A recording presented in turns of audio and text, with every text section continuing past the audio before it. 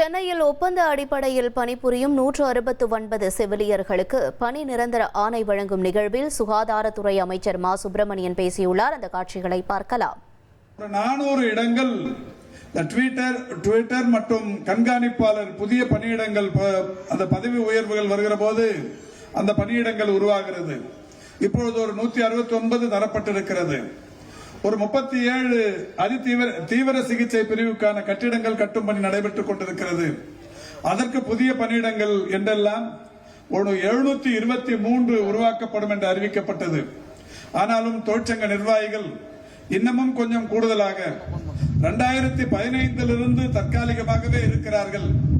எனவே இந்த 8000க்கும் மேற்பட்டவர்களை இதே நிலையில் பதவி உயர்வு என்று தந்து கொண்டு வந்தால் மிக நீண்ட நாட்கள் ஆகும். எனவே கூடுதல் பணியிடங்களை உருவாக்க வேண்டும் என்று அரசிடம் அவர்கள் வைத்த கோரிக்கை ஏற்று மாண்புமிகு தமிழ்நாட்டின் முதலமைச்சர்கள் இன்றைக்கு 1000 பணியிடங்கள் இந்த 169ஐயும் சேர்த்து 1000 பணியிடங்களுக்கு பணி நிரந்தரம் செய்யப்படும் என்று அறிவித்திருக்கிறார்கள்.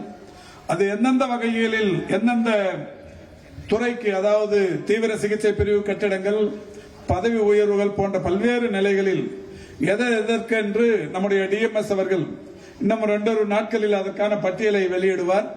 பட்டியலை வெளியிடுவது மட்டுமல்ல, இன்றைக்கு 169 பேருக்கு தரப்பட்டிருக்கிறது. மீதம் இருக்கிற 831 பேருக்கும் இந்த அரசு சொன்னதை செய்யும் என்கின்ற அரசு என்கின்ற காரணத்தினால் பொங்கலுக்கு முன்னாலேயே 1000 பேரும் முழுமையாக இந்த பணி நிரந்தரம் செய்யப்படுவார்கள் என்கின்ற அந்த செய்தியையும் உங்களுக்கு தெரிவித்துக் கொள்கின்றேன்.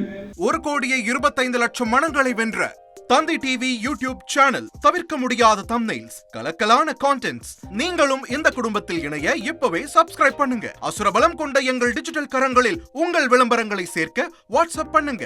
8939888378. Email advttanditv@dttv.in.